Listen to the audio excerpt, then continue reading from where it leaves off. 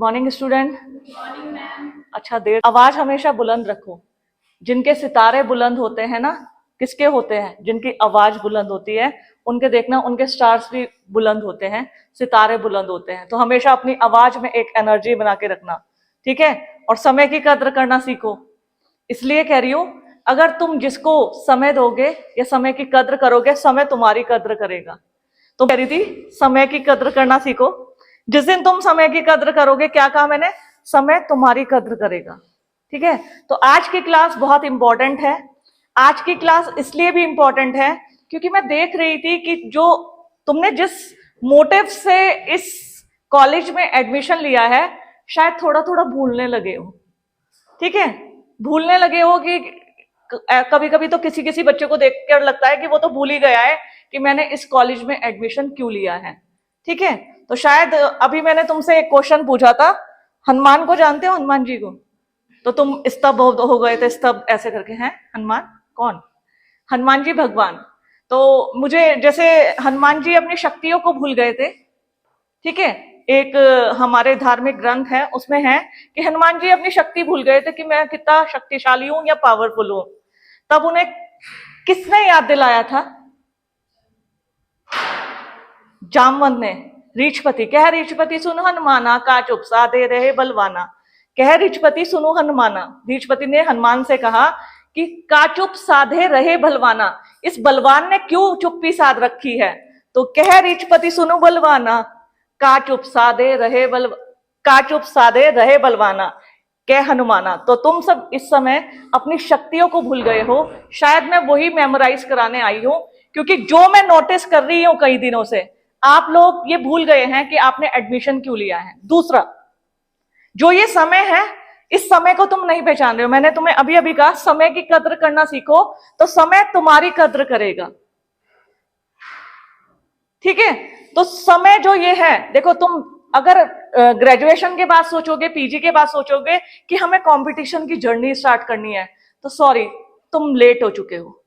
अगर तुम आज और अभी और इसी वक्त से सोचोगे कि तुम्हें कंपटीशन की जर्नी स्टार्ट करनी है, तो ये शायद बहुत अच्छा समय है और तुम्हें कोई जल्दी से ये बात नहीं बताने वाला है। तुम कहोगे कि मैम जब देखो पीछे पड़ी रहती है। हाँ, क्योंकि मैं इसी मोटिव से आज इस क्लासरूम में खड़ी हूं। शायद आज मैं अपनी जर्नी तुमसे इसी वजह से शेयर करना चाहती हूं, और बिल्कुल ओरिजिनल, कि मैंने कहां कहां काम किया, कैसे सफलता पाई। क्योंकि कुछ बच्चे रोना रोते हैं कि मैम हमारा बैकग्राउंड, हमारी जो पृष्ठभूमि है बहुत वीक है, मम्मी पापा का सपोर्ट नहीं है क्योंकि उन्हीं के पास पैसा। तो बहुत से कहते हैं मैम बुक नहीं है, बहुत से कहते हैं मैडम हम तो टिहरी में रह रहे हैं, यहाँ पे संसाधन नहीं है। तो सॉरी टू से, तुम सब बहाने बना रहे हो, ठीक है? ये सब बहाने अब नहीं चलेंगे।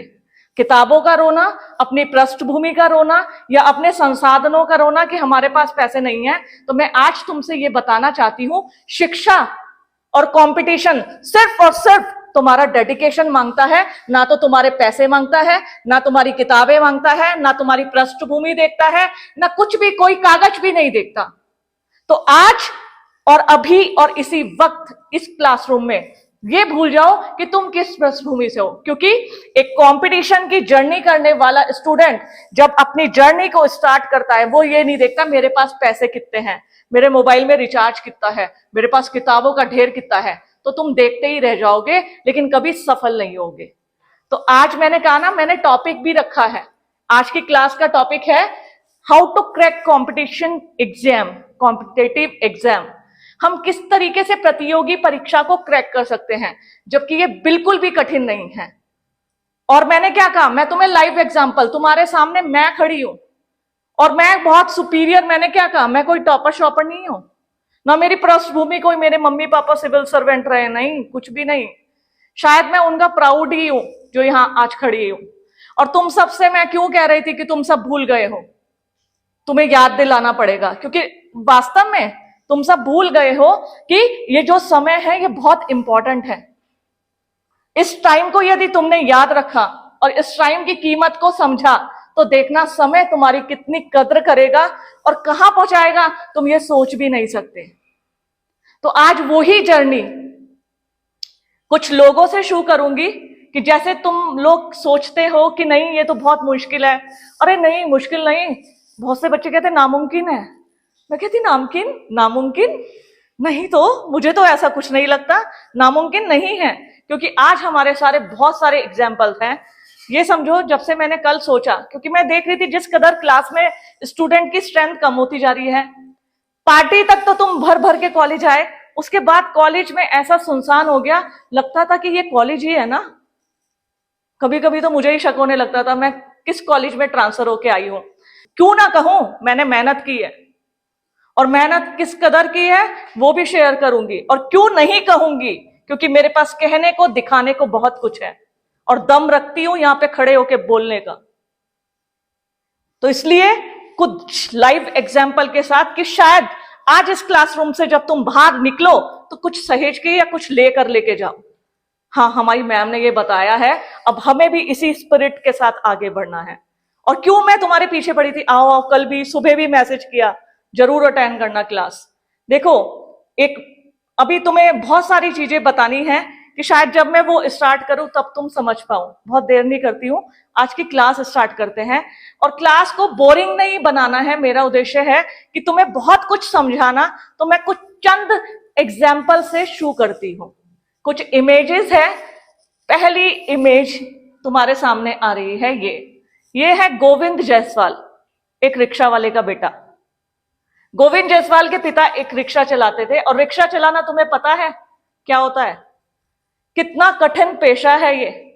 लेकिन गोविंद जो है आज एक आईएएस है, आज एक प्रशासनिक अधिकारी है। उसने अपने पिता के उस सपने को सच करके दिखाया, जो तुम जैसे बच्चे कहते हो कि नहीं मैडम ये तो बहुत कठिन है, ये तो हमसे नहीं हो पाएगा। मैं क्या कह रही थी, किताबें, पैसे, पृष्ठभूमि, ये सब तुम्हारे बहाने हैं। अगर तुम्हारे अंदर डेडिकेशन है, जील है कुछ करने की, तो तुम कुछ भी कर सकते हो। और ये तुम्हारे सामने कुछ लाइव एग्जाम्पल है। ये बच्चा प्रूफ कर सकता है, तो तुम क्यों नहीं कर सकते हो। मैंने क्या कहा, मैं क्लास को बोरिंग नहीं बनाऊंगी। आज मैं कुछ ऐसे एग्जाम्पल, मैंने होमवर्क करके आई हूं। तुमने होमवर्क करते हो ना? कम, बहुत कम। मैं हमेशा अपने काम, अपने प्रोफेशन भी होमवर्क करके आती हूँ घर से। पढ़ती थी तब तो करती थी होमवर्क, अब भी होमवर्क करती हूँ। कल मैंने खाना क्या खाया मैं तुम्हें बता नहीं सकती, क्योंकि मैं ये सोची थी मेरी ये क्लास, मेरे कुछ बच्चे भी जग जाएं तो मैं समझूंगी हाँ, जो मैंने सोच के यहां वापस आई थी वो मैंने पा लिया। क्योंकि बहुत से लोग तो कहते हैं अरे ये तनु मित्तल जो है ना बहुत इतराती है, बहुत घमंडी है। नहीं, मैं जिस मोटिव के लिए इस क्लास तक पहुंची हूं, या जो अपने पद को छोड़ के आई हूं, मेरा बस लास्ट तक लक्ष्य वही रहेगा कि मेरे बच्चे पहुंच जाए, और पहुंचे भी हैं। आज ये पार्ट 1 है, पार्ट 2 में मैं तुम्हें अपने बच्चों की जर्नी दिखाऊंगी। आज तो मैं इतनी होमवर्क करने के बाद बस यहीं तक पहुंच पाई। दूसरा फोटोग्राफ एक लड़की का, ये लड़की है दिव्या तब्बर। फॉल लगाती थी साड़ियों पे, घर घर में लोग आते थे, कपड़े, इसकी माँ पिता की पृष्ठभूमि बहुत ही गरीब, ठीक है, फॉल लगा के जीवन यापन करती थी। लेकिन इसने मन में ठान लिया कि मैं अब मुझे कुछ करके दिखाना है। दिव्या तब्बर ने, देख रहे हो उसके पुराने घर की तस्वीर और ये कैसे बैठी है। लेकिन आज इस दिव्या तब्बर को मैं दिखाना चाहूंगी, आज वो कहाँ है। आज शी इज आईपीएस ऑफिसर, आज ये आईपीएस ऑफिसर है। तो जब ये वहां से उस जर्नी को स्टार्ट करती है फर्श से अर्श तक का सफर, यहां से यहां तक का सफर इसने कैसे तय किया है, क्या सामने आया है, क्या इसके बैकग्राउंड सामने आए हैं, क्या इसकी पृष्ठभूमि सामने आई है, क्या पैसे, किताबें, किस चीज के, सिर्फ और सिर्फ इसका डेडिकेशन, इसका डेडिकेशन, जील और कंपटीशन। मैंने क्या कहा था, कंपटीशन कुछ नहीं मांगता। कंपटीशन तुम्हारे पैसे, किताबें, तुम्हारी पृष्ठभूमि कुछ नहीं मांगता। कंपटीशन सिर्फ और सिर्फ तुम्हारा डेडिकेशन और तुम्हारी ईमानदारी से की गई मेहनत मांगता है। मैं क्या कह रही थी, आज क्लास में लेट कैसे हो गए? थोड़ा सोते हो ना, है ना, नींद आती है थोड़ा थोड़ा ज्यादा, और यंगस्टर है, स्वाभाविक है। जिस दिन त्याग करना सीख जाओगे ना, चाहे वो नींद का त्याग है, चाहे वो खाने की अतिरेक का त्याग है, चाहे घूमने की अतिरेक का त्याग है, क्योंकि मैंने क्या कहा, कंपटीशन मांगता है तुम्हारा डेडिकेशन, त्याग। त्याग मतलब त्याग ये नहीं कि हम खाना पीना छोड़ दें, नहीं, मैं ये नहीं कह रही कि हम मोबाइल चलाना छोड़ दें, नहीं। त्याग मैं कह रही हूं कभी अपने आप को उस नींद से जगाकर मेहनत करना सीखो, तब तुम्हें पता चलेगा समय के कद्र का। जब तुम अपने आप को कच्ची नींद से उठाकर जगोगे, नींद आएगी तो नींद से कहोगे नहीं अब तो मैं नहीं सो सकती, प्लीज अब मुझे जगना है, क्योंकि मेरे सपने जो हैं वो मुझे सोने नहीं दे रहे हैं, अब मुझे जागने का समय आ गया है। तो मैं आज इस क्लासरूम में शायद वही तुम्हें जगाने आई हूं। ठीक है, नेक्स्ट एक और एग्जाम्पल से शुरू करते हैं कि एक ऐसे बच्चे जो अगेन ऐसी पृष्ठभूमि से लेकिन जिन्होंने अपने पापा के लिए, अपनी माँ के लिए वो पल दिया कि जो तुम सोच भी नहीं सकते। आज एक बात कहूंगी, थोड़ी सी कॉमन सेंस वाली भी है। कभी अपने माँ के हाथों को जरा ध्यान से देखना, कभी अपनी माँ की पैरों को, पैरे मतलब नीच, फीट, कितनी बिवाई पड़ी है। हाथ देखना, हाथ को ऐसे मल के देखना कितने कठोर है तुम्हारी माँ के हाथ। कभी देखे हैं? नहीं, मैं मान नहीं सकती, बहुत कम देखे होंगे। अब जरा आज ध्यान से जाके देखना, उन पे दिल से आंख बंद करके हाथ लगा के देखना, तुम्हारी अंतर आत्मा ना झिझक जाए तो मेरा नाम बदल देना। तो वो स्टूडेंट है जिन्होंने, कहते ना मेक योर पेरेंट्स प्राउड, आज तुम्हें बनना है, मेक योर पेरेंट्स प्राउड। जिस पेरेंट्स ने इस क्लासरूम तक तुम्हें भेजा है वो कहां है, इस समय क्या कर रहे हैं। कल एक और घटना ने मुझे झकझोर दिया, मतलब दिल रोने अंदर से लगा, इवन रात को तो आंसू ही थे। ऐश्वर्या के साथ हॉस्पिटल गई थी, मेरी तबीयत ठीक नहीं थी, तो जो फिजियोथेरेपी वाले पे थे वहां पे एक आंटी बैठी थी, बुजुर्ग थी, उनका बेटा और हस्बैंड उनको फिजियोथेरेपी, यही गवर्नमेंट हॉस्पिटल की, कल की बात कर रही हूँ, दिखाने आए थे, सॉरी परसों की, कल तो मैं अकेले गई थी फिजियोथेरेपी कराने। तो उन आंटी का हाथ नहीं चल रहा था, सर पे कपड़ा बांधा था, बहुत आवाज उसमें, तो फिजियोथेरेपिस्ट उठा, उन्होंने उस आंटी के हाथ को पीछे, वो मैं देखो, मैं भले ही एक शिक्षक हूं, शायद मेरा हार्ट ऐसा है, मैं दूसरे को पढ़ना जानती हूँ, दूसरे के दिल में क्या चल रहा है। उस फिजियोथेरेपिस्ट ने उन आंटी का हाथ मुड़ नहीं रहा था, पीछे तक ले गया, जबकि वो ले जाने की कंडीशन में नहीं थी, उन्हें बेहद दर्द हो रहा था। फिजियोथेरेपिस्ट ने सोचा जब ये आ करेगी ना, चिल्लाएंगी, तब मैं छोड़ूंगा। वो अपने मुंह से चिल्ला भी नहीं पा रही थी, वो मन ही मन इतना वो हो गई। फिर उनका हाथ ही, जब वो फिजियोथेरेपिस्ट अपनी सीट पे जाके बैठ गए, उन आंटी का हाथ ऐसे कांपने लगा, और उस दर्द को शायद मैं महसूस कर रही थी। और कल रात भी मैं उनको सोच के ये हुई कि महिलाओं के अंदर इतना दर्द है कि वो अपने दर्द को मुंह से बयां भी नहीं कर पा रही थी, बस वो इतने पेन को सहन कर रही थी। तो जरा उस माँ का दर्द आज जाके देखना, अपनी माँ का, कि इन्होंने कितने कष्टों से तुम्हें पाला है और तुम्हें इस क्लासरूम तक भेजा है। तो अब तुम्हारी रिस्पॉन्सिबिलिटी है। मैंने क्या कहा था आज, सॉरी, आज मैंने इस क्लासरूम में कहा था मैं तुम्हें शायद जगाने आई हूं, क्योंकि तुम जिस मोटिव से इंस्टीट्यूशन में एडमिशन लेते हो, शायद तुम सब भूल गए हो कि हमने यहां एडमिशन क्यों लिया है। तो प्लीज, शायद मैंने क्या कहा था, हनुमान जी का तुम्हें एक एग्जाम्पल दिया कि मैं तुम्हें याद दिलाने आई हूं। ये सब मौज मस्ती, मैं किसी को मना नहीं कर रही हूं, लेकिन प्लीज इस समय की कदर कर लो, रिस्पेक्ट कर लो, और अपने पेरेंट्स की उस दर्द को यदि जिस दिन समझ लोगे ना, अपने माँ बाप के दर्द को, अपनी माँ की हथेलियों को, अपने माँ की पैरों में पड़ी बीवाइयों को जरा दिल से देखना, आंख से मत देखना, कि तुम आंखों से देखते हो, उससे तुम्हें दिखाई नहीं देता। जिस दिन तुम दिल से देखोगे ना, तब तुम्हें उनके दर्द का एहसास होगा, वो किन दर्द से हमें अब तक पालती आई है। अब भी हम घर जाते हैं तो हम सबसे पहले किसको ढूंढते हैं? तुम ढूंढते हो ना, ढूंढते हो। मैं जब घर जाती थी, मैं सबसे पहले अपनी माँ को देखती थी, माँ कहाँ है? कमरे में। माँ नीचे नहीं, अच्छा ऊपर छत पे कपड़े सुखा रही है। तो उसके दर्द को जिस दिन एहसास कर लोगे ना, तो मेरे ख्याल से तुम जाग जाओगे, तुम्हारी अंतरात्मा भी सोई है, इसको जगा दो, क्योंकि अब कुछ देने का समय आ गया। और क्या उन्हें क्या चाहिए तुमसे? उन्हें तुम्हारी सैलरी चाहिए? क्या चाहिए तुमसे? अच्छे कपड़े चाहिए? कुछ नहीं चाहिए उन्हें। उन्हें चाहिए ये वाला पल, कि जिस दिन वो अपने बच्चों को,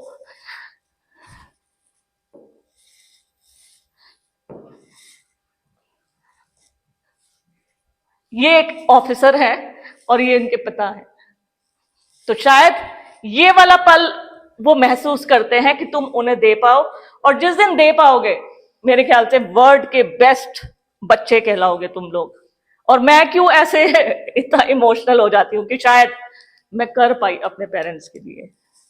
फिर से अगेन से एक छोटी सी कोट है, कहने को कोट है, लेकिन क्या है, बाद में पछतावा करने से अच्छा है एक बार जी जान लगाकर कोशिश कर ली जाए। बाद में मत पछताना, बाद में बहाने मत करना कि मैम हमने तो कोशिश की थी, हम कर नहीं पाए। नहीं, कोशिश में लगानी पड़ती है, तुमने अपनी जी जान।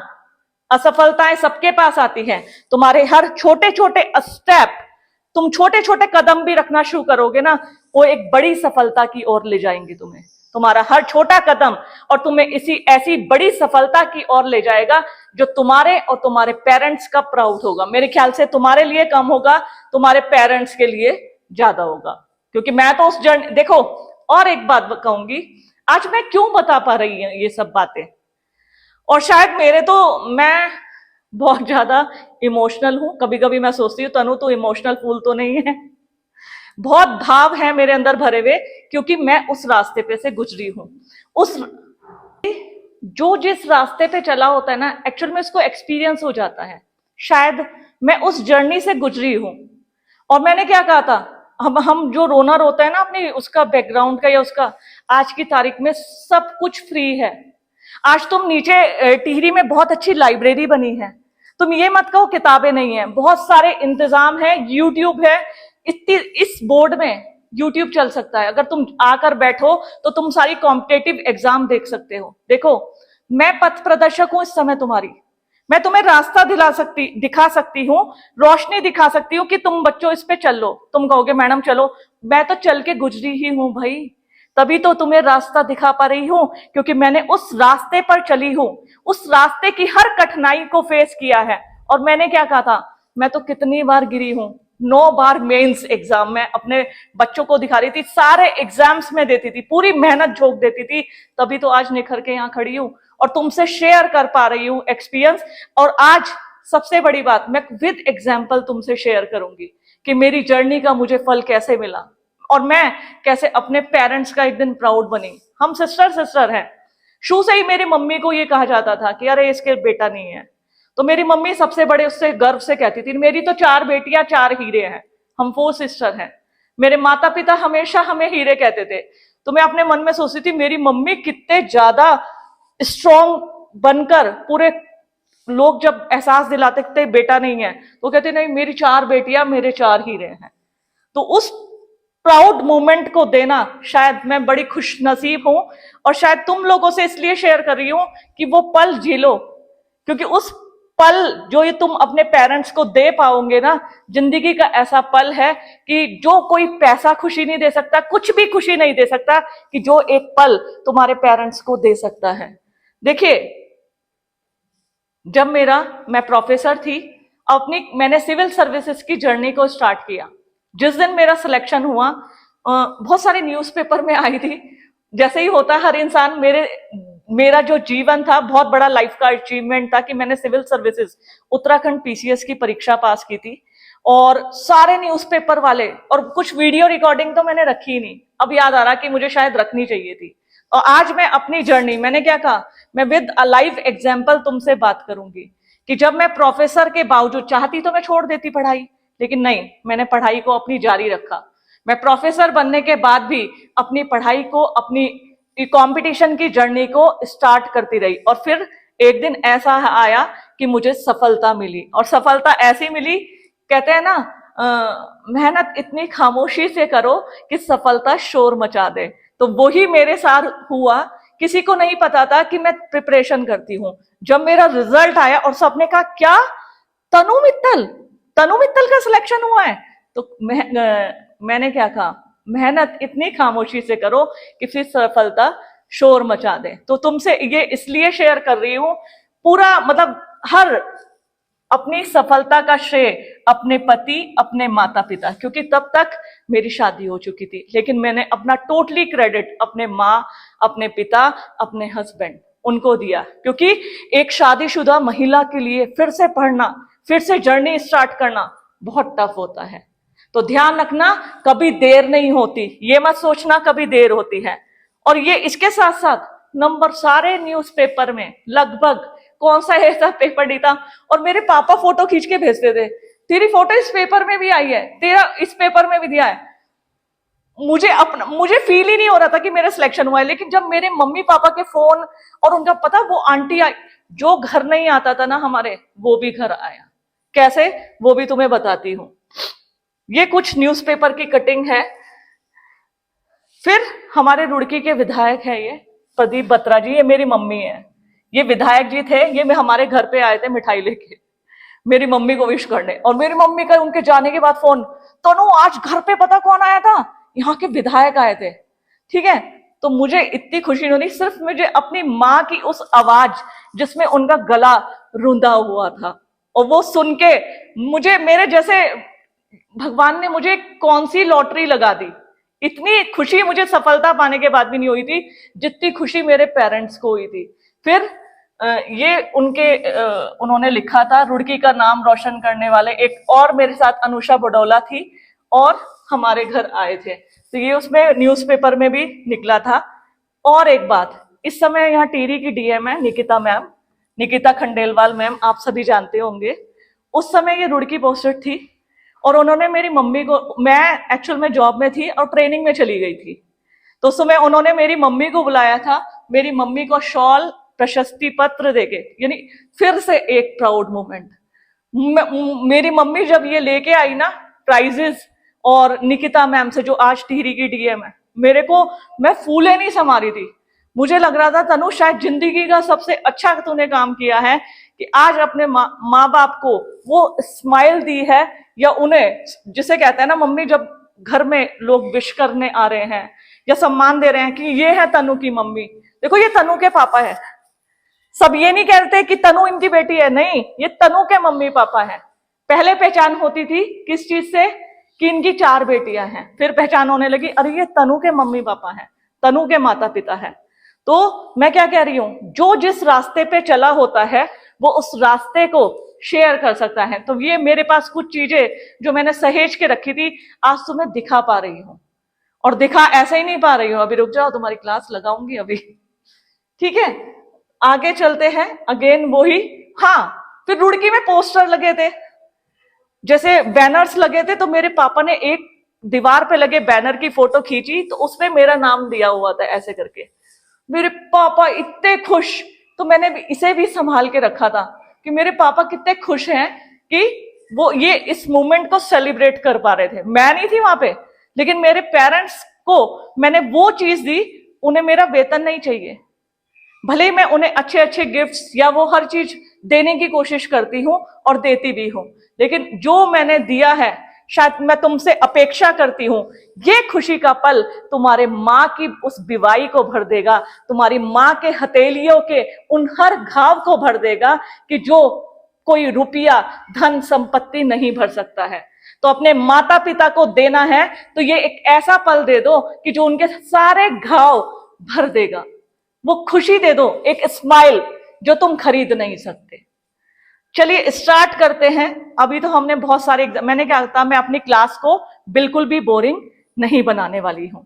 ये क्लास जो है मैं सोचती हूँ तुम्हारी इंटरेस्टिंग रहे।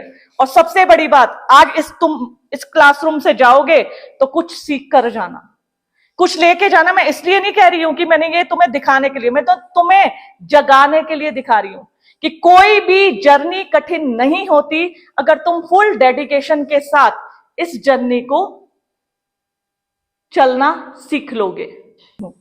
एग्जाम का पैटर्न क्या होता है, हमें क्या क्या चीज फेस करनी पड़ती है, ये सब।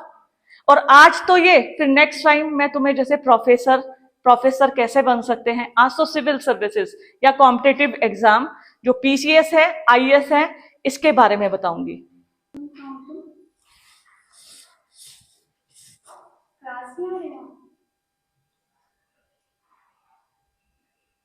चल छोड़, ठीक,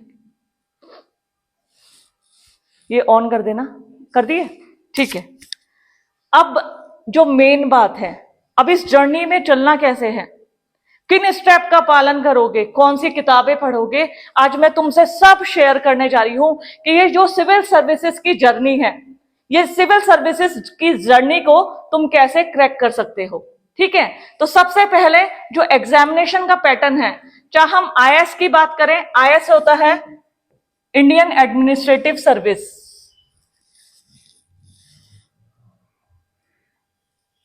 कलर कैसा आएगा? ठीक है ना। चाहे हम आईएएस की बात करें, इंडियन एडमिनिस्ट्रेटिव सर्विस, चाहे हम पीसीएस की बात करें, प्रोविंशियल सिविल सर्विस, आईएएस और पीसीएस दोनों का पैटर्न सेम है लगभग। ठीक है बेटा, चाहे ट्राइपॉड भी आ जाए शिवांशु, एक उधर से भी ले लेना प्लीज, तुझे डिस्टर्ब कर रही हूं।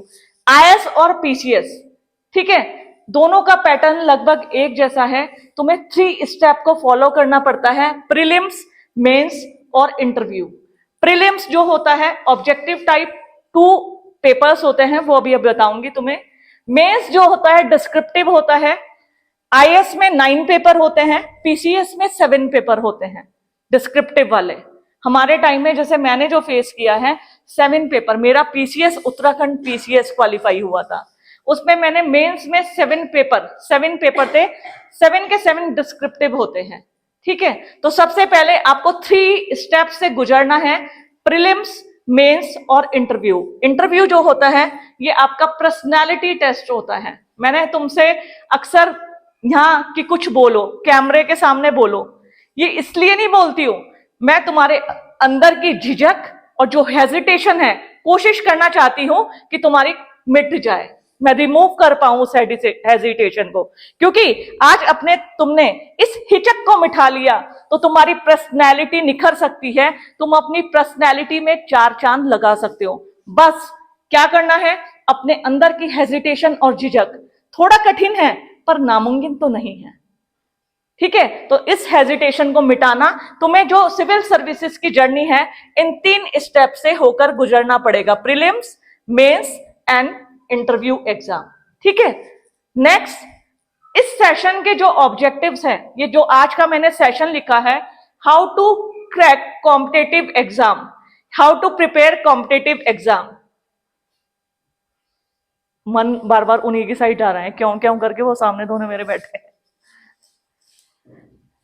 शिवांशु इसमें क्लिपिंग भी बन है, डार्क आ रही है तो इसको जूम कर ले, जूम करके भी डार्क आ रही है तो मैं फिल्टर लगा लूंगी इधर से ना, थोड़ी ट्राइपॉड के साथ भी आ जाए, थोड़ी सी एक क्लिपिंग भी बन जाए घूम के। क्लिपिंग पता है कैसे बनेगी? ऊपर एक बटन है वीडियो का, वो दबा देगा तो क्लिपिंग शू हो जाएगी, मतलब वीडियो। यदि किसी का फोन अच्छा हो तो अपनी फोन से दे दो जरा, किसी का फोन है, छोटी सी क्लिपिंग बनवानी है? नहीं, शिवांशु तेरा फोन ठीक है, इससे कर दे, उसके बाद कर दियो। जो आज का सेशन है इसके कुछ ऑब्जेक्टिव्स हैं, उद्देश्य हैं कि मैंने आज का सेशन क्यों रखा। Understand exam pattern and demand. देखिए, एग्जामिनेशन का पैटर्न समझो। जब बड़े बड़े युद्ध लड़े जाते थे, इवन तुमने बाहुबली पिक्चर देखी होगी, तो युद्ध हो जाता है, जो भी युद्ध होता है वो योजनाबद्ध तरीके से और युद्ध के पैटर्न को समझा जाता है। ठीक है, बहुत से लोग शेयर मार्केट में इंटरेस्ट रखते हैं। शेयर मार्केट में यदि तुम्हें इन्वेस्ट करना है तो तुम्हें वहां के पैटर्न को समझना होगा। तुम्हें कोई परीक्षा पास करनी है, तुम्हें सिविल सर्विसेज की परीक्षा पास करनी है, तो सिर्फ सबसे पहले तुम्हें वहां के पैटर्न को समझना पड़ेगा, सिविल परीक्षा के पैटर्न को, कि क्या पैटर्न होता है, उसकी स्ट्रेटेजी तुम कैसी बनाओ। देखो, अगर तुम्हारी स्ट्रेटेजी, अगर तुम्हारी योजना अच्छी होगी, चरणबद्ध तरीके से होगी, कहते हैं ना, स्ट्रेटेजी के कारण बड़े बड़े युद्ध ऐसे लड़ लिए गए जो सोचने में ही नहीं आता था कि ये इतने कम संसाधन होने के बाद भी इन बड़े बड़े युद्धों में सफलता या जीत हासिल कर लेंगे। तुमने बाहुबली पिक्चर देखी होगी, सामने वाले जो दुश्मन थे उनके पास हजारों लाखों सैनिक थे, लेकिन उन्होंने, महिष्मती साम्राज्य ने एक अच्छी योजना, एक अच्छी स्ट्रेटेजी से उस कठिन युद्ध पे भी अपनी विजय हासिल कर ली थी। तो मेरी क्लास का हमेशा यही उद्देश्य रहता है कि जब तुम, या तो अपने इन एग्जाम की भी बात कर रही हूं मैं, यदि आप अपनी स्ट्रेटेजी अच्छी रखोगे, आज से ही कुछ नोट्स, कुछ पैटर्न, कुछ अपने अकॉर्डिंग टू सिलेबस क्वेश्चन ऐसे लेके चलोगे, एग्जाम में तुम टॉप ना कर जाओ तो बताना मुझे। ठीक है, तो ध्यान रखना, अंडरस्टैंड एग्जाम पैटर्न और डिमांड। डिमांड मतलब समय क्या मांगता है तुमसे, किस तरीके के पैटर्न एग्जाम में चल रहे हैं, मेंस में किस तरीके का पैटर्न आता है। स्टडी प्लानिंग एंड रिसोर्सेज दूसरा इंपॉर्टेंट है इसमें, स्टडी प्लानिंग। तुम अपनी योजना कैसे बनाओगे, अपनी स्ट्रेटेजी कैसे बनाओगे, ठीक है, उसके बारे में बात करेंगे हम। नेक्स्ट है time management and answer writing, तीसरा सबसे इंपॉर्टेंट, और मैं कहती हूं ब्रह्मास्त्र इसको। यदि तुमने टाइम मैनेजमेंट सीख लिया और आंसर राइटिंग सीख ली तो तुम कोई भी एग्जाम क्रैक कर सकते हो। यूपीएससी छोड़ो, पीसीएस छोड़ो, कोई भी कॉम्पिटिटिव एग्जाम, वो तुम्हारे हाथ में सफलता जरूर आएगी। बस तुम्हें उस स्ट्रैटेजी को समझना होगा। Time management should be there, time management का तुम्हें ध्यान रखना पड़ेगा। Motivation and interview readiness, motivation हमेशा अपने आप को, कई बार बच्चे कहते हैं मैडम मोटिवेट कर दो, बैटरी लो हो रही है हमारी। मोटिवेशन बहुत बड़ा रोल प्ले करता है आज की तारीख में तुम्हारी इस कंपटीशन की जर्नी में। जो मैंने ये क्लासरूम रखी है अपनी क्लास से इतर, उसको रखने का उद्देश्य सिर्फ और सिर्फ यही है कि तुम्हें मोटिवेशन मिले। और इस मोटिवेशन से देखो, बड़े बड़े मोटिवेशन से युद्ध लड़े गए बहुत सारे ऐसे लोग, अभी आपदा में ही मैं देखती हूं, अभी चमोली की आपदा में 16 घंटे बाद जीवित मिला है, क्योंकि उन्हें मोटिवेशन, एक हौसला कि नहीं मुझे जिंदा रहना है। अगर हमने सोच ही लिया कि हम दब गए हैं, अब तो हम मर ही जाएंगे, तो हम मर ही जाएंगे। लेकिन यदि हमने ये ठान लिया, अपने अंदर हौसला कायम रखा कि नहीं हमें तो करके दिखाना है, तो देखना तुम्हारा यह मोटिवेशन सफलता की ऊंचाइयों पर निश्चित रूप से तुम्हें लेकर जाएगा। इस बात को हमेशा ध्यान रखना। जो प्रीलिम्स का सिलेबस है, सिलेबस मैं तुम्हें आज ही शेयर कर दूंगी, चाहे पीसीएस हो चाहे आईएएस हो। पूरा सिलेबस नहीं बता सकती, उसके टॉपिक्स बहुत ज्यादा हैं।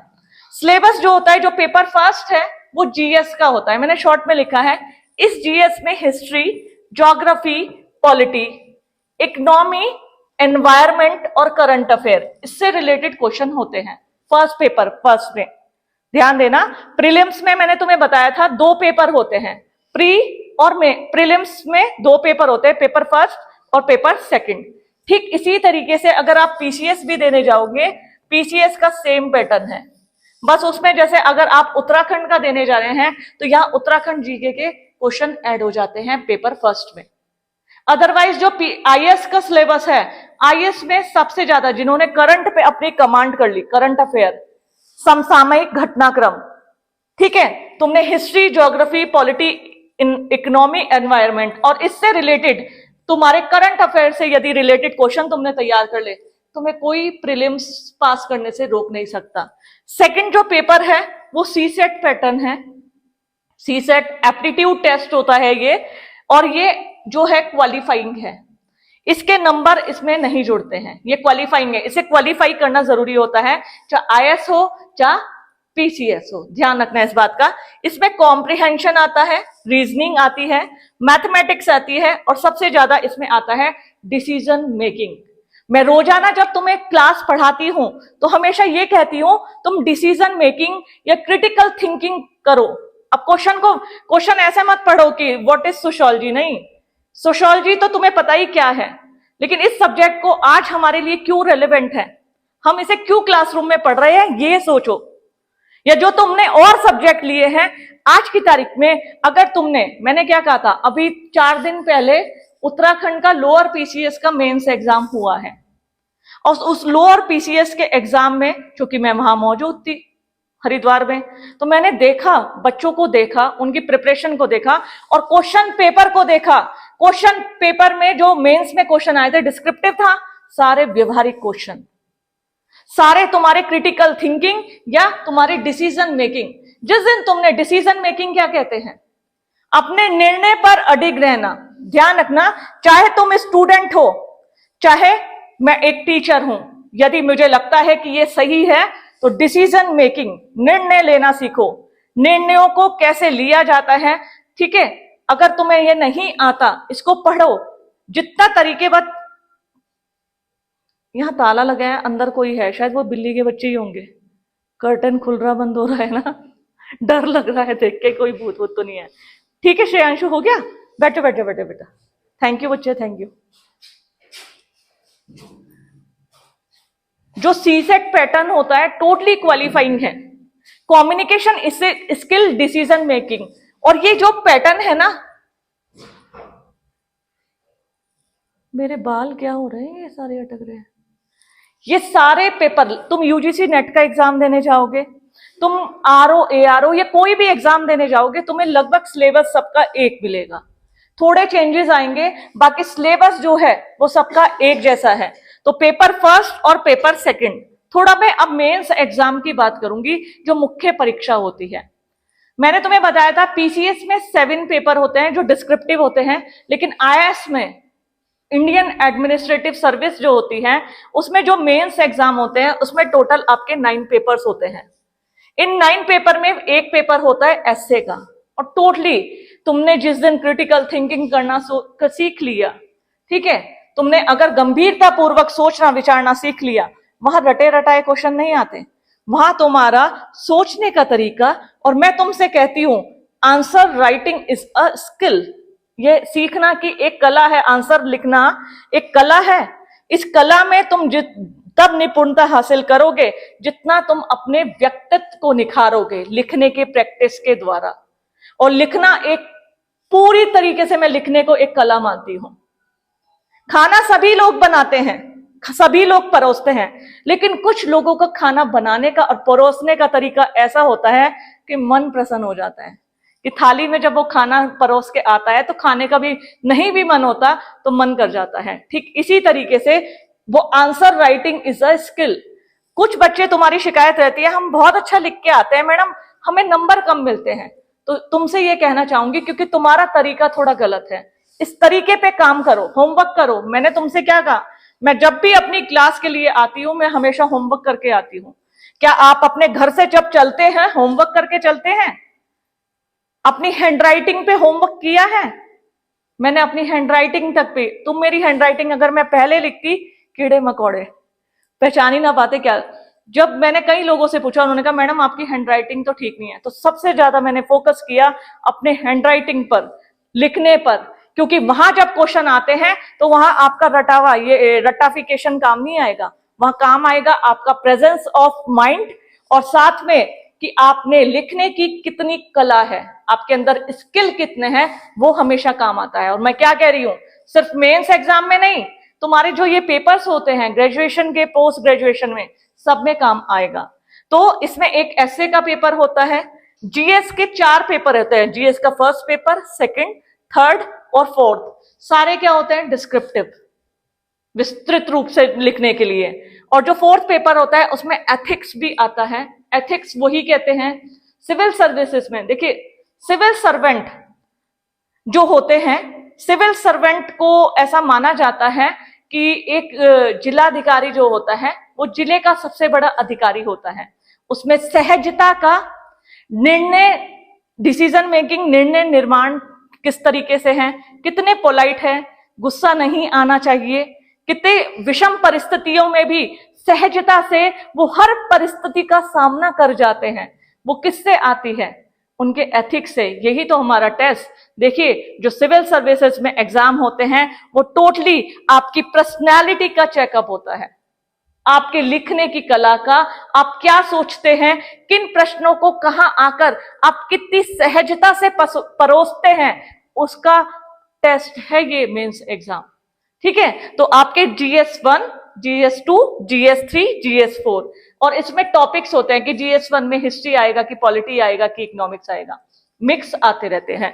ठीक है, फिर नेक्स्ट है ऑप्शनल, आपको एक सब्जेक्ट लेना पड़ता है। नंबर ऑफ स्टूडेंट जो है वो सोशियोलॉजी ऑप्ट करते हैं, आप कोई भी एक सब्जेक्ट ऑप्ट कर सकते हैं, उसमें से आपको 2 पेपर देने पड़ेंगे। ठीक है, paper first, paper second, optional, चाहे आप इकोनॉमिक्स ले लें, सोशियोलॉजी ले लें, पब्लिक एडमिनिस्ट्रेशन, पॉलिटिकल साइंस, कुछ भी ले सकते हैं। ठीक है, नेक्स्ट है 2 पेपर आते हैं इसमें लैंग्वेज के, जो कि सिर्फ क्वालिफाइंग होते हैं।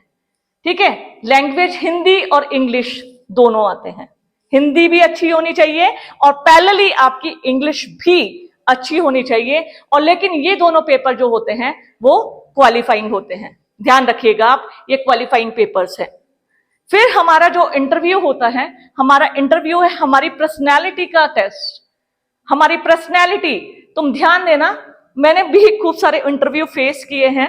जिस समय मेरा सिलेक्शन हुआ था वो इंटरव्यू मेरा बहुत अच्छा गया, लेकिन थोड़ी कंफ्यूज भी हो गई थी। इंटरव्यू बोर्ड जो होता है बहुत सपोर्टिव होता है। जैसे ही आप इंटरव्यू, आपको डर लगता है, अंदर से लगता है कि आज क्या होने वाला है। जब आप अंदर जाते हैं आप घबराहट महसूस करेंगे, लेकिन इतने सहज, इतने पोलाइट सब इंटरव्यू बोर्ड के सदस्य रहते हैं कि वो पूरे माहौल को फैमिलियर बना देते हैं। बैठिए बैठिए, पानी पीजिए आप पहले, घबराइए मत, क्योंकि नेचुरल सी बात है, डर लगना स्वाभाविक है। वहां आपकी पर्सनैलिटी, आपकी बॉडी लैंग्वेज, आपकी ड्रेसिंग सेंस, मैं हमेशा अपने हर बच्चे से कहती हूं, या तुम कभी मुझे नोटिस करना, अपनी ड्रेसिंग सेंस, चाहे तुम्हारे पास, देखो जरूरी नहीं है कपड़े ज्यादा हो तो ही हम अपनी पर्सनैलिटी को चमका सकते हैं। तुम अपनी एक स्कूल यूनिफॉर्म में भी अपनी पर्सनैलिटी को चमका सकते हो। एक ड्रेस जो तुम्हें रोजाना पहनी है, बस प्रेस हो, बाल अच्छे से बने हो, तुम्हारी पर्सनैलिटी में चार चांद लगा सकते हैं। तो इंटरव्यू जो है टोटल तुम्हारा असेसमेंट है तुम्हारी पर्सनैलिटी का, तुम्हारी बॉडी लैंग्वेज का। तुम आई कांटेक्ट, जब हम झूठ बोलते हैं हमारे आंखें इधर उधर होने लगती है। यदि हम बिल्कुल प्रामाणिक बोलते हैं और किसी बात में हमारी सहजता का टेस्ट लिया जा रहा है, नहीं सर ये मैं बिल्कुल सही कह रही हूं, यहां मैं गलत नहीं हूं, आई कांटेक्ट। फिर हमारी बॉडी लैंग्वेज, मैंने तुमसे हमेशा बताती हूं कि मेरा सिर्फ हमारा हाथ, मुंह ही नहीं बोलता है, हमारे हाथ भी बोलते हैं। दैट्स इट, हाथ भी बोलते हैं। जरूर देखो, एक अच्छा शिक्षा भी एक बहुत अच्छा प्रोफेशन है। मेरे लिए तो मेरी पूजा है ये, मैं अपने प्रोफेशन की पूजा करती हूं, क्योंकि मेरा एक अटूट संबंध है अपने प्रोफेशन से, मेरा बहुत लगाव है, और जो जुनून है, जो पैशन है पढ़ाने का, वो मैंने कायम बरकरार रखा है। और मैं किसी की परवाह नहीं करती इसमें, मैं किसी की नहीं सुनती, जो मुझे करना है वो बस मुझे करना है। तो ये तुम्हारी बॉडी लैंग्वेज, ये कब आता है तुम्हारे अंदर? जब तुम्हारे अंदर आत्मविश्वास हो, तुम आत्मविश्वास से भरे हो, करने की इच्छा शक्ति रखते हो। यदि तुम सोचो नहीं मैम मैं तो नहीं कर पाऊंगी, तो कहीं तुम्हारी बॉडी लैंग्वेज होगी। जब तुम कहोगे नहीं मैम, तो मैंने जब तुम्हारी क्लास शुरू की, मैंने कहा नाश्ता नहीं करके आए क्या तुम लोग? मैंने गुड मॉर्निंग बोला, गुड मॉर्निंग मैम, आवाज में बुलंदी होगी तो वो तुम्हारी आवाज की बुलंदी बताएगी तुम्हारे अंदर कितना आत्मविश्वास भरा है। तुम्हारी आवाज की बुलंदियों से, मैंने क्या कहा था, तुम्हारी आवाज में बुलंदी होंगी तो तुम्हारे सितारे बुलंद होंगे। वो ऐसे ही नहीं कही थी कोट, मैंने कुछ अनुभव से कही थी कि हमारे आत्मविश्वास हमें बुलंदियों तक, हमारी सफलता की ऊंचाइयों तक ले जाएगा हमें, और ले जाता भी है। ध्यान रखना। तो इंटरव्यू जो होता है 30 से 45 मिनट तक चलता है। तुमसे जर्नल, तुम्हें लगेगा ये तो हमसे सिर्फ बातें कर रहे हैं, अरे तुम्हारे शहर का मौसम कैसा था, आज बारिश थी क्या? तुम कहोगे अरे ये तो हमसे नहीं, वो तुम्हें उसमें भी तुम्हारा मूल्यांकन कर रहे हैं कि तुम उत्तर कैसे दे पा रहे हो। एक साइकेट्रिस्ट बैठता है, वो तुमसे कोई क्वेश्चन नहीं पूछता, वो साइड में बैठा देख तुम्हें मुस्कुराता रहेगा। मैंने यही क्वेश्चन अपने हस्बैंड से पूछा, मैंने कहा मनु एक सर थे, मैंने अपने हस्बैंड से जब मेरा इंटरव्यू हुआ एक दिन पूछा, मैंने कहा वो कोई क्वेश्चन पूछ ही नहीं रहे थे, बस मुझे देख के मुस्कुरा रहे थे जैसे वो मुझे जानते हो, कहीं वो मुझे सच में तो नहीं जानते थे। मैंने अपने हस्बैंड से कहा, तो उन्होंने कहा नहीं तनु, वो तुम्हें जानते नहीं थे, एक्चुअल में वो साइकेट्रिस्ट होंगे, वो तुम्हारी बॉडी, वो ना तुमसे कुछ क्वेश्चन पूछेंगे, जो तुमसे क्वेश्चन पूछे जाते हैं या काउंटर क्वेश्चन पूछे जाते हैं, वो तुम्हारी असहजता को आभास करते हैं, तुम्हारे प्रेजेंस ऑफ माइंड को नोटिस करते हैं, तुम्हारे जवाब देने के कार्य। जो तुम्हें ये नंबर मिले हैं, ये तुम ये मत सोचो कि तुमने उत्तर सही दिया या गलत दिया है। ध्यान रखना, तुम लोग भी अगर तुम उत्तर गलत देते हो उस पर भी तुम्हें नंबर मिल सकता है। अब तुम कहोगे ये मैडम क्या बता रही है हमें इस क्लासरूम में। यदि तुम्हें जवाब नहीं आता है और तुमने कहा क्षमा चाहती हूं सर, इसका उत्तर तो मुझे नहीं आता है, तुम्हें नंबर मिल गए। बजाय तुम हाँ सर मैं बताती हूँ, रुक जाओ, हाँ ये तो मुझे याद था पक्का, वो भूल गई, यहां तुम्हारे नंबर कट गए। और यदि तुमने सहजता से कह दिया सॉरी सर, इसका जवाब तो मुझे नहीं आता है, शायद मैं भूल गई हूं, उस समय नहीं बता पाऊंगी या मैं बताने में असमर्थ हूं, तो यहां तुमने नंबर कमा लिए। तो ध्यान रखना, मैंने क्या कहा, जो जिस जर्नी से गुजरा होता है वो सहज ही तुम्हें सारे एक्सपीरियंसेस को, सारे अनुभव को साझा कर सकता है, क्योंकि गुजरी हूं ना, तभी हूं ना, तभी तो बता रही हूं। क्यों भावुक हो जाती हूँ? इसलिए हो जाती हूँ, कितनी मेहनत, जब रिजल्ट आता था, क्या मेरा इस बार भी सिलेक्शन नहीं हुआ?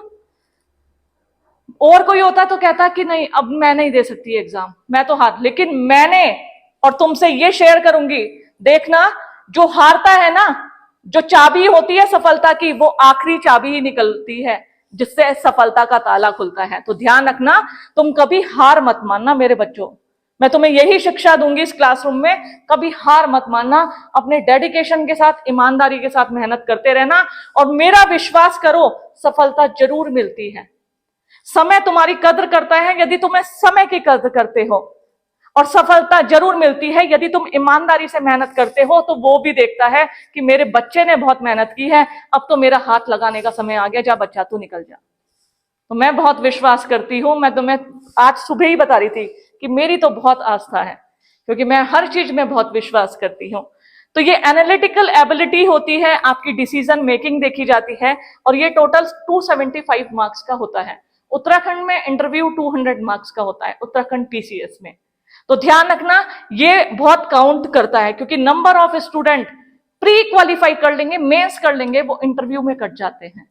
और रीजन, हम लगे रहते हैं, लेकिन हमारी पर्सनैलिटी उस तरीके से निखर नहीं पाती जो इंटरव्यू के लायक हो।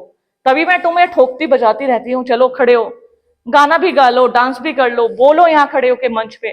तुमसे क्वेश्चन पूछती हूँ जबरदस्ती, पूछो क्वेश्चन, क्वेश्चन पूछा करो। रीजन इसलिए तो कहती हूं, तुम्हारे अंदर आत्मविश्वास आएगा, और जो आत्मविश्वास से भरा हुआ व्यक्ति होता है उसकी चेहरे पे चमक अलग ही होती है। देखना, जिस दिन तुम्हारे आत्मविश्वास होगा तुम्हारे अंदर, तुम्हारा चेहरा ग्लो करेगा, किसी क्रीम पाउडर की जरूरत नहीं रहेगी। तुम कहोगे ये तो मैं कहूंगी आत्मविश्वास से लबालब भरा है। ठीक है, नेक्स्ट, अगर आपको जो स्ट्रैटेजी बनानी है, जो मैं अपना अनुभव शेयर कर रही हूं इसके माध्यम से, मैं किसी और की बात इस समय नहीं कर रही हूं, जो मैंने अपनी जर्नी को स्टार्ट किया था, तो सबसे पहले एनसीईआरटी, छोटे बच्चों की 6 से 12 तक की किताबें। और तुम इतने अच्छे बच्चे हो, तू हिस्ट्री की किताब उठा बेटा आज ही, तू 2 दिन में इस किताब को पढ़ लेगी। तू एनसीईआरटी की बच्चों की वो आती है संविधान की किताब, थोड़ा थोड़ा पढ़ते जाओ, हाईलाइट करते जाओ, सबसे इजी। और जो लोग कहते हैं ना टफ किताब से शुरू करो, कभी मत करना, क्योंकि हम टफ किताब से शुरू करेंगे, हमें डर लगने लग जाता है, नहीं ये तो हम नहीं कर पाएंगे, हमसे नहीं होगा। तो सबसे पहले अगर तुम्हें पढ़ाई शुरू करनी है तो पढ़ाई की एबीसीडी से स्टार्ट करो, और वो एबीसीडी है एनसीईआरटी की किताबें। साथ ही साथ और भी बताऊंगी, मैंने आज उन को लिख के लाई हूं, वो सब किताबें जो मैंने खुद पढ़ी हैं, तुमसे शेयर करूंगी। कॉन्सेप्चुअल क्लियरिटी, रटना नहीं है, समझना है। सबसे बड़ी बात, रटना कब है? हिस्ट्री में हाँ रटना भी पड़ता है, मैं ये बिल्कुल नहीं कहूंगी मैं बिना रटे, नहीं, रटना पड़ा है। बहुत संगतियां हैं, तो चारों बहुत संगतियां आज भी तुम्हें खड़े खड़े बता दूंगी मैं। राजगृह में हुई थी पहली, दूसरी वैशाली में, तीसरी पाटलिपुत्र में, चौथी कुंडलवन कश्मीर में। क्यों ऐसे याद है? कैसे खड़े खड़े बता रही हूं? मैंने एक शब्द याद किया था, रा वे पा को, राजगृह, वैशाली, पाटलिपुत्र, कुंडलवन कश्मीर। या फिर जब हम उत्तराखंड पीसीएस पढ़ते थे तो अक्सर ये पंच प्रयाग, पंच बद्री, पंच केदार, तो सबकी ट्रिक्स करी थी। पंच प्रयाग, विक्रुंद, एक विक्रुंद करके मैंने एक नाम बना लिया था, विष्णु प्रयाग, कर्ण प्रयाग, रुद्र प्रयाग, नंद प्रयाग, देव प्रयाग, मेमोराइज हो गया। तो ध्यान रखना, रटाफिकेशन भी होता है प्रीलिम्स के लिए, जगह को, उनकी डेट्स को, ईयर्स को, किन्हीं नामों को हमें रटना पड़ता है। लेकिन मेंस के लिए टोटली कॉन्सेप्चुअल पढ़ो। और मैं क्या कहती हूं, देखो मैं क्या कहूंगी, मैं किसी का पढ़ा हुआ नहीं बता रही हूं, मैं आज तुमसे अपनी बात कर रही हूं। मेरे जो बच्चे अभी रिसेंटली मेंस एग्जाम देके आए हैं, मैंने उनसे क्या कहा, अपनी प्रीलिम्स की एबिलिटी को और अपनी कॉन्सेप्चुअल एबिलिटी को मिला दो, तब तुम मेंस लिखो। तो वो कह रहे कैसे मैडम, हम समझे नहीं आपकी बात।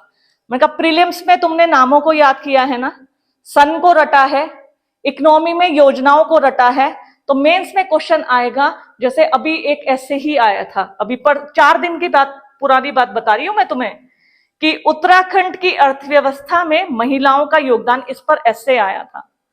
तो मैंने कहा तुमने उत्तराखंड की महिलाओं की योजनाएं पढ़ी है? गौरा देवी कन्याधन योजना, ठीक है, घसियारी योजना हमारी आंगनवाड़ियों की है, और हमारी मातृत्व वंदना योजना। मैंने कहा पढ़ा है तुम सबने? और मजे की बात देखो, जो जो पढ़ाया उसी तरीके से पूछा गया। तो उन्होंने कहा हाँ मैम। मैंने कहा ऐसे क्या होता है, तुम्हारी एबिलिटी चेक, कॉन्सेप्चुअल लिखो, सारी योजनाएं लिखो और कॉन्सेप्ट क्लियर कर दो। उत्तराखंड की अर्थव्यवस्था में महिलाओं का योगदान। फिर मैंने कहा तुमने डेटा याद किए हैं बजट के? हाँ मैडम। मैंने कहा इस बार बजट में किस किस के लिए था? महिलाओं के लिए था। हाँ कितना था? लिख दो। ये सब कॉन्सेप्ट तुम्हें अपने प्रीलिम्स की एबिलिटी को, मेंस की एबिलिटी को, दोनों को मिलाना है और मिला के तुम्हें मेंस लिख देना है। और ऐसे ही देखो, मैंने क्या कहा है, लिखना एक कला है। लिखना एक कला है। यदि तुम अपने कॉन्सेप्चुअल लिखोगे, फैक्ट बेस्ड लिखोगे, उतने ज्यादा नंबर पाओगे, चाहे तुम अपने ग्रेजुएशन के या पोस्ट ग्रेजुएशन के एग्जाम क्यों ना हो। ठीक है, तो इस बात का ध्यान रखना।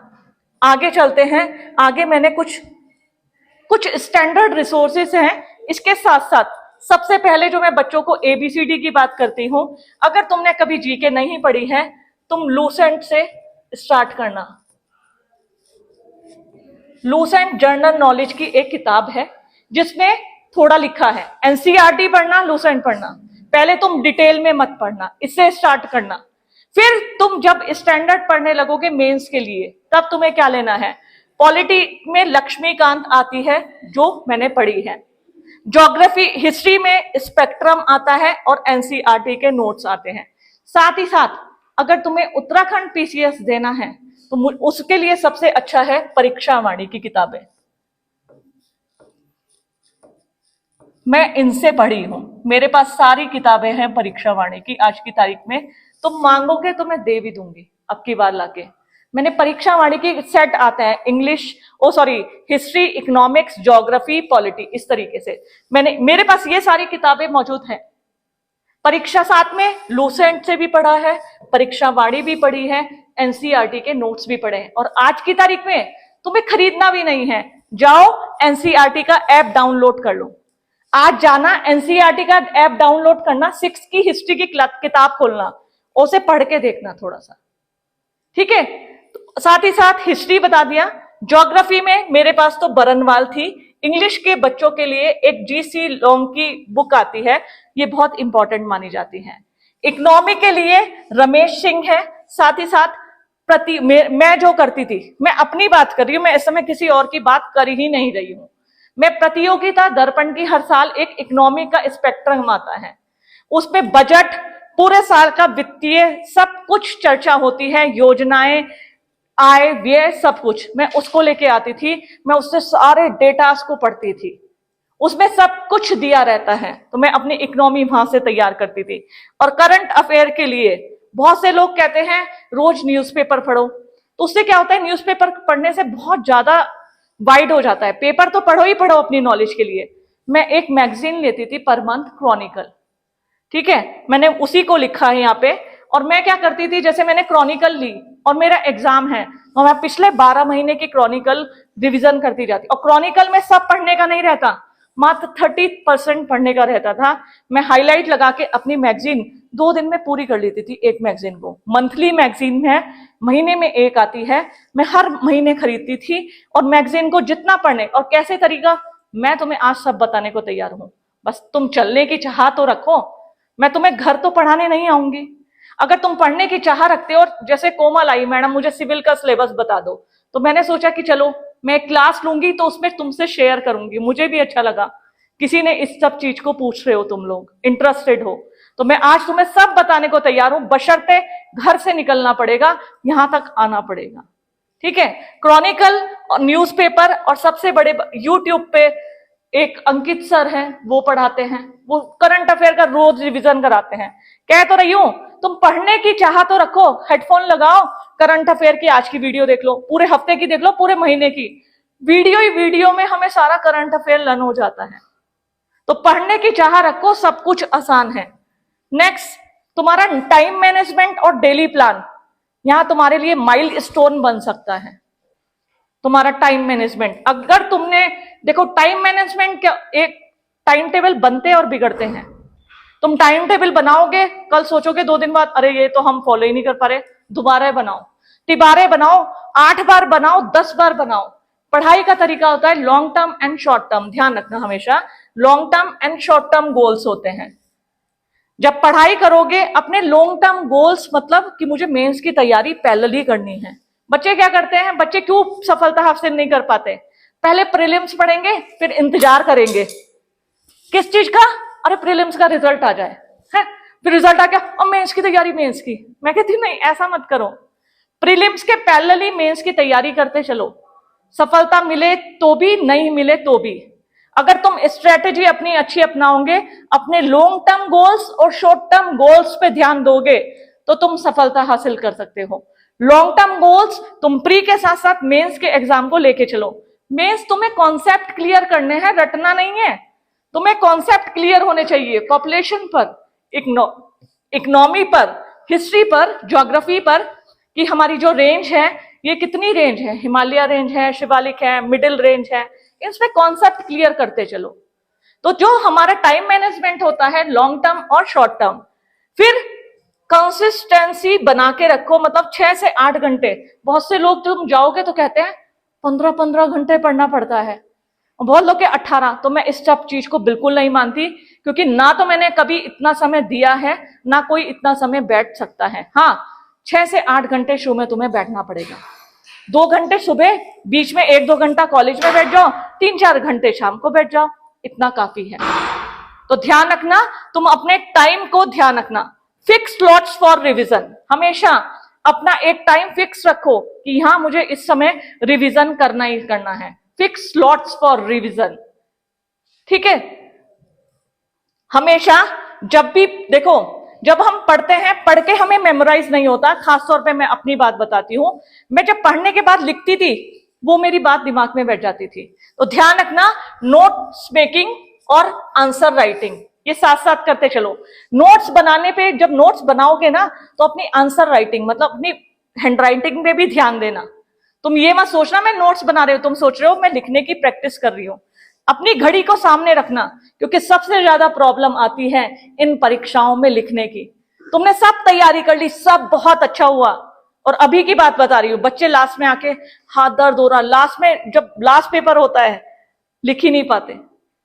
मेरे तो हाथ इतने मोटे, आंखों में स्वेलिंग आ जाती थी। रोजाना पेपर, आज पेपर, कल परसों, सुबह शाम, सुबह शाम, ऐसे पेपर देके थक जाते थे, और हाथ कहता था सॉरी मैडम, अब मुझे माफ करो, मैं थक गया हूं, इतना प्रेशराइज मत करो। तो ये बहुत दुखने लगता है, तो इसको भी आदत डलवानी है।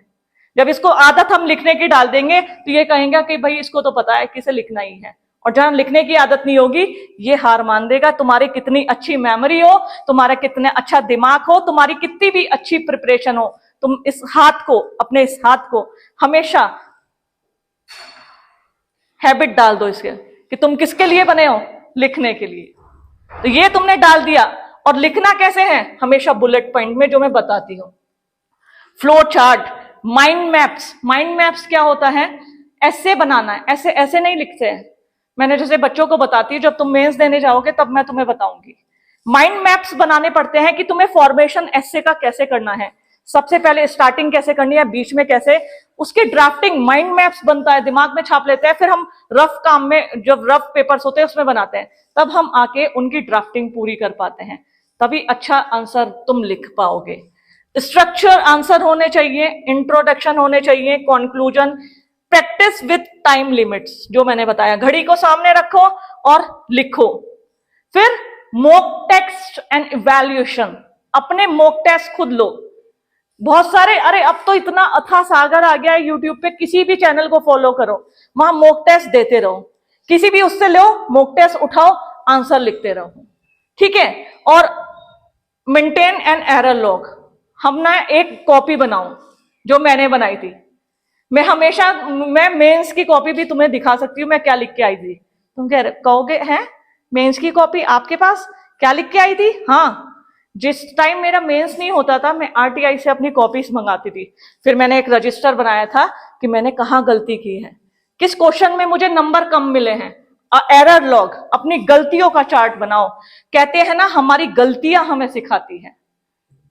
हमारी गलती, हमें कभी भी दूसरे इंसान से कंपटीशन मत करो, नहीं, तुम क्या करते हो, इससे कंपटीशन करो अपने आप से, अपनी गलतियों को सुधारो, अपने अंदर झांको, मैंने कहां गलती की है, अपनी गलती का चार्ट बनाओ और अब की बार मैं ये गलती नहीं करूंगी, एरर लॉग बनाओ, अपनी बुक की अपना एक रजिस्टर बना लो। ये सब चीज तुमने फॉलो कर ली तो तुम्हें सफलता हासिल करने से कोई भी नहीं रोक सकता। कोई समय, कोई व्यक्ति, कोई संसाधन कुछ मायने नहीं रखता। आज तनु मैम तुमसे यही कहेगी कि बस ईमानदारी से मेहनत करो। और अंत में मैंने अपनी जर्नी कि किस तरीके से मैंने अपना पद ज्वाइन किया और फिर मैं उस पद पे जब गई, अब बताऊंगी। जैसे बहुत से लोग यहाँ मैंने सुना कहते अरे इसने कुछ कर लिया होगा इसलिए वापस आ गई। अब मैं अपनी वो पूरी जर्नी भी शेयर करूंगी, मैं कैसे वापस आई, क्यों आई और कहाँ कहाँ काम किया। ये कुमाऊं कमिश्नर, ये हमारी डीएमएम रंजना राजगुरु, आज हमारे माध्यमिक की सेक्रेटरी हैं उत्तराखंड शासन में। ये एसएसपी सर थे मुकेश कुमार और ये मैं, ठीक है। ये प्रकाश पंत जी हमारे वित्त मंत्री थे, जानते होंगे आप सब लोग, अब नहीं रहे इस दुनिया में। मेरे आने के बाद उनको कैंसर हो गया था, उस समय ये वित्त मंत्री थे हमारे। चंदन रामदास जी परिवहन मंत्री थे, इनकी भी मृत्यु हो गई है अब, ठीक है। ये भौरियाल जी विधायक थे, ये हमारी डीएम मैम, ये हमारे सीडीओ सर पांगती सर और ये तनु मैम तुम्हारी, ठीक है। तो काम ऐसे किए हैं बहुत सारे। जैसे कहीं भी विजिट होती थी, ये इस समय रुद्रप्रयाग के एडीएम सर हैं ये मेरे, और ये भी साथ में सब बैचमेट है, ये राहुल सर है। सब मुझे सबसे बातें होती रहती है, अच्छा लगता है। मैं एक्सपीरियंस, वो यही कहते हैं कि तनु तूने बताया नहीं। ये सीएम सर की विजिट थी हमारे यहाँ, मुख्यमंत्री जी आने वाले थे तो राजीव रौतेला सर, ये प्रमुख सचिव थे हमारे उत्पल कुमार सिंह सर, और ये हमारी डीएम मैम, ये वो, और ये तुम्हारी तनु मैम। ये सारी पिक्चर्स मैंने सेव की है कि मैं कहाँ कहाँ काम करके आई हूँ। गाड़ी घोड़ा सब मिला था, सरकारी आवास, सरकारी गाड़ी, पियोन्स, मेरा स्टाफ सब मिला था। यहाँ मुझे ऐसा कुछ नहीं है। और यहाँ क्यों खड़ी हूँ ये भी तुमसे शेयर करूंगी। कई बच्चे, ये त्रिवेंद्र सिंह रावत जी उस समय मुख्यमंत्री थे जिस समय मैं अपने पीसीएस के पद पे थी, तो ये हमारे मुख्यमंत्री जी कौसानी आए थे। उस समय मेरी पोस्टिंग थी बागेश्वर में, तो मुख्यमंत्री जी आए थे और इस एरिया में आने की मिलिट्री वालों ने किसी को अनुमति नहीं थी, खाली उच्च अधिकारी ही आ सकते थे। तो साथ में तुम अपनी मैम को देख पा रहे होंगे, ठीक है। फिर ये हमारी बहुत सारी, ये 15 अगस्त की है, हमारी 15 अगस्त की, जिले के ये सारे मुख्य अधिकारी जिले के, जैसे ये हमारी डीएम मैम थी, ये एडीएम सर राहुल गोयल इस समय निर्वाचन में है, राज्य निर्वाचन आयोग में है इस समय सर हमारे। ये नीतू भंडारी मैडम है, ट्रेजरी ऑफिसर थी, जिला ट्रेजरी ऑफिसर। और ये कौन है, ये तुम जानते ही होंगे, तुम्हारी मैम है, ठीक है। अगेन ये हमारा वृक्षारोपण का एक प्रोग्राम था, उसकी कुछ पिक्स हैं। और ये बहुत सारी मीटिंग्स की, आपदा, उस समय आपदा बहुत आती थी, ये हमारा आपदा परिचालन केंद्र था। ये मेरे बैचमेट हैं निखिल सर, इस समय आरटीओ उधम सिंह नगर हैं, मिलते रहते हैं। एक बार तो जब इनकी पोस्टिंग कोटद्वार हुई, ये मुझे मिले, मैं उन्हें, मैंने कहा सर आप यहाँ कैसे, कि मैं यहाँ पे पोस्टिंग मेरी अब यहाँ हो गई है, ठीक है। इनको जानते होंगे तुम कौन है ये, ठीक है। ये अगेन ये एसडीएम तिवारी जी थे, और ये एसडीएम सुंदर सर, इनका रिटायरमेंट हो गया। मतलब जिले स्तरीय जितनी मीटिंग्स होती थी, और मन मेरा कहाँ लगा रहता था अभी तुमसे डिस्कस करूंगी। तनु मैडम भले ही मीटिंग्स में बैठी रहती थी, सब मीटिंग्स में मिलूंगी, लेकिन मन मेरा कहाँ रहता था वो भी बताऊंगी तुम्हें। ये आपदा की वो, ये हमारी गाड़ियां, पूरा हमारा काफिला चलता था साथ में, ठीक है। आपदा जब चलती थी तो हम सब पूरे डीएमवी, हम पूरा काफिला ट्यू ट्यू ट्यू ट्यू करके चलता था सारा, हम भी साथ जाते थे पूरे स्टाफ के साथ, ठीक है। ये मेरा जिला सूचना कार्यालय था, जब मैं मीटिंग अपनी लेती थी, अपनी मीटिंग्स की मैंने कुछ फोटो शेयर किए हैं। खाली मैं ही महिला थी तो बड़ा प्राउड होता था, एक महिला जिले को संभाल रही है। जैसे मेरी डीएम कहती थी, बड़ा इंप्रेस, खुश होती थी मैम मुझे देख के। मैम हमेशा मुझे कहती थी तुम्हारा ड्रेसिंग सेंस बहुत अच्छा है, वो मुझे हमेशा अप्रिशिएट करती थी आज तक भी, ठीक है। तो ये वही कुछ मीटिंग्स की वो है, हमारी प्रेस कॉन्फ्रेंस थी, ये सारे मीडिया के बंधु थे, आज भी सबसे इंटरेक्शन होता रहता है, बहुत अच्छे लोग थे सबके सब।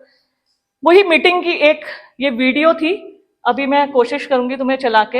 हाँ, अब यहाँ मेरा मन, जरूरतमंद विद्यार्थियों को पढ़ा रही डीआईओ, मेरा पद था डिस्ट्रिक्ट इंफॉर्मेशन ऑफिसर। वहां भी गई तो वही जुनून तो कहाँ था, दिमाग कहाँ था, अपने बच्चों में, क्योंकि अपने प्रोफेसर के पद को छोड़ के गई थी, तो दिमाग लगा रहता था अरे बच्चे कर रहे होंगे या नहीं। तुम ये सोचते हैं मैम ये हमें अब क्यों बता रहे हैं, क्योंकि मेरा जो, मैंने कहा ना, मैं अपने कार्य को अपनी पूजा मानती हूँ।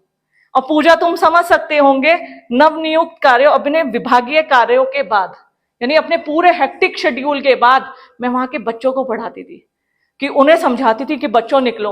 और एक दिन तो मेरे अंदर की अंतरात्मा जागी और उसने कहा, तनु तू पढ़ाने के लिए बनी है, तू इन कार्यों के लिए नहीं है, शायद तेरा पैशन, तेरा जुनून वही है उन बच्चों के साथ। और बच्चों ने भी, कोटद्वार के बच्चों ने एक मुहिम चलाई थी, उन्होंने डीएम को लेटर लिख दिए, हमारी मैडम को वापस भेजो। वो सब शेयर करूंगी, फेसबुक पोस्ट मेरे पास सारे प्रूफ हैं, वो सब शेयर करूंगी तुमसे। तो ये वो कुछ एक्सपीरियंस है। ये वो बोर्ड, जिला सूचना कार्यालय बागेश्वर, यहाँ तुम्हारी तनु मैडम का नाम जब उन्होंने ज्वाइन किया था as a district information officer, तो मेरा नाम भी आज वहां स्वर्ण अक्षरों में छपा हुआ है बोर्ड पर, भले ही मैं यहाँ आ गई हूँ। फिर मैंने निर्णय लिया वापस आने का। ये मेरी डीएम मैम, मेरे बेटे ने कहा मैं भी चलूंगा मिलने, मैडम ने मुझे बहुत समझाया, वापस मत जाओ। जुनून की वजह से वापस आई हूँ, अपने स्टूडेंट की वजह से वापस आई हूँ, और मैं इसे बिल्कुल भी वो नहीं मानती। गाड़ी, मैं, वो कहते थे सरकारी गाड़ी, मैंने अपनी गाड़ी रख ली, मुझे किसी की जरूरत नहीं है, मैं अकेले ही सक्षम, बस तुम लोगों का मुझे साथ चाहिए। अगर तुम साथ नहीं दोगे तो शायद मैं सोचूंगी कि मैं किस लिए हूं, मैं सिर्फ तुम्हारी वजह से यहाँ पे हूँ। टिहरी भी जो आई हूं ना, सिर्फ तुम मेरी मुझे किसी टीचर्स, प्रिंसिपल, किसी स्टाफ, कोई मैल नहीं है, किसके प्रति कुछ है, मुझे सिर्फ क्या चाहिए यहाँ पे, सिर्फ और सिर्फ तुम्हारा साथ, और जो मैं डायरेक्शन दे रही हूँ तुम समझ पाओ और चल सको। मैम, फिर मैम ने मुझे, मतलब वो मेरे लिए, ये मेरे स्टाफ था, इन्होंने सबने मुझे, ये मेरा ड्राइवर था नवीन, है सॉरी अभी भी है, लेकिन उस समय जब मैं थी ये मेरा ड्राइवर था, ये दीप था, लक्ष्मण जी थे, ये भरत जी थे, सब बहुत सपोर्ट करता था मेरा स्टाफ, मुझे काफी लोग थे और भी थे। और वो ही मैं कहूंगी, आज मैंने एक वीडियो कैसे चलेगी, एक चीज बताऊंगी कि आज उसका जवाब इस वीडियो के माध्यम से दूंगी। कैसे चलेगी बेटा, इसको चलाना वीडियो को, ये मैं तुम्हें जरूर दिखाना चाहूंगी। The teacher gave me the vision of my life. You've written books, you've served as president, you're an aerospace engineer, you've been a professor, but you say the title you like best is the title of teacher. Why is that? Teacher has got a fantastic opportunity to grow minds, to enrich the minds, and give the dreams to the young people, and nurture the dreams with them, and they will become a great human being. Sometime they will become better than you, but better than the teacher. So that opportunity you have. यही मुझे सबसे अच्छा लगता है अब्दुल कलाम जी के ये वाक्य। वो कहते हैं कि आप तो प्रेसिडेंट हो, एरोस्पेस इंजीनियर हो, तब भी आप कहते हो कि टीचर जो है वर्ल्ड का बेस्ट प्रोफेशन है। उन्होंने कहा हाँ बिल्कुल, क्योंकि टीचर जो कर सकता है वो अपने स्टूडेंट को अपने से बेहतर बना सकता है। तो शायद इसी कोशिश में कि उस जिंदगी को मैं तो जी आई, कि शायद तुम निकलोगे, तुम पहुंचोगे, तो इससे ज्यादा, मुझसे ज्यादा खुशी किसी को नहीं होगी। थैंक यू सो मच बच्चों, आज का ये सेशन यही था। एक कोशिश थी कि तुम्हें मोटिवेट कर पाऊं, और कुछ क्वेश्चंस अगर तुम्हारे मन में हो तो मैं वेलकम आपके क्वेश्चंस का, और यही कोशिश करूंगी कि मैंने क्या कहा था, आज इस क्लासरूम से तुम बाहर निकलो तो कुछ लेके जाओ अपने पास, कुछ मन में सोच के जाओ पूरे डेडिकेशन के साथ कि हमारी मैम ने जो कहा है हम उसे इम्प्लीमेंट करेंगे, क्योंकि कोई भी लक्ष्य मुश्किल नहीं होता, बस तुम्हें चाह रखनी है उस पर चलने की। ठीक है, याद रखोगे? कोई क्वेश्चन है? नहीं, बोलना सीखो। हाँ बेटा, हाँ हाँ हाँ, क्या?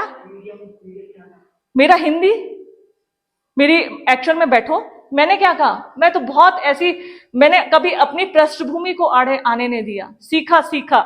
मैं इंग्लिश मीडियम से नहीं थी, हिंदी स्कूल की, एक कह तो रही सेकंड वीडियो अभी शेयर करूंगी तनु की, ठीक है, वो भी जरूर उस दिन क्लास में जरूर आना तुम। वो मेरे पास बहुत सारी चीजें हैं, अपने प्रोफेसर से मिलवाऊंगी मैं, जिनकी वजह से मैं आज प्रोफेसर बनी हूं, इस दुनिया में तो नहीं है। मैं अक्सर तुमसे नाम लेती हूँ टीआर सिंह सर का, उनकी फोटोग्राफ्स मैंने सहेज के रखी है, उनसे भी मिलवाऊंगी। मेरा हिंदी मीडियम था बेटा, ठीक है, और ये कहा जाता था इंग्लिश मीडियम वालों को ही आंसर राइटिंग में ज्यादा नंबर मिलते हैं, तो मैं तो खड़ी हूं तुम्हारे सामने, ठीक है। कोई भी चीज आड़े नहीं आ सकती, कोई भी चीज मैटर नहीं करती है, बस पूरे डेडिकेशन के साथ तुम आगे बढ़ो, सफलता जरूर मिलती है। और कोई क्वेश्चन नहीं? तो आज अच्छा लगा मुझे भी, तुम लोग आए, तुमने समझा और शायद समझोगे मेरी बातों को। मैंने ऐसे नहीं बताया, मैंने लाइव एग्जाम्पल्स के थ्रू बताया है कि समय को समझो, आदमी की कीमत देखो। जरूरी, मैं बार बार तुमसे कहती हूँ, जरूरी नहीं है मैं हमेशा यहीं रहूं। अगर तुम तब रियलाइज, मेरे जाने के बाद रियलाइज करोगे अरे मैडम तो यहां से चली गई, तब मत करना। अभी इस टाइम को यूटिलाइज करो, आदमी को समझो, समय को समझो, समय की कीमत को समझो, आदमी की कीमत को समझो। ये तुमने समय रहते समझ ली तो तुम्हें दुनिया की कोई भी ताकत सफल होने से रोक नहीं सकती। और हमेशा एक बात लास्ट में और जरूर कहूंगी, अपने माता पिता की मेहनत, अपने माता पिता के उस जर्नी को, उस संघर्ष को हमेशा अपने दिमाग में संजो कर रखना कि इन्होंने किस संघर्षों से तुम्हें पाला है। या मैं अपने बेटे से भी कहती हूँ, बेटा अपनी माँ के संघर्ष को याद रख। अपनी बेटी को कहती हूँ कि जब एग्जाम दे के आए बेटा अपनी माँ के संघर्ष को याद रख ले। Thank you so much.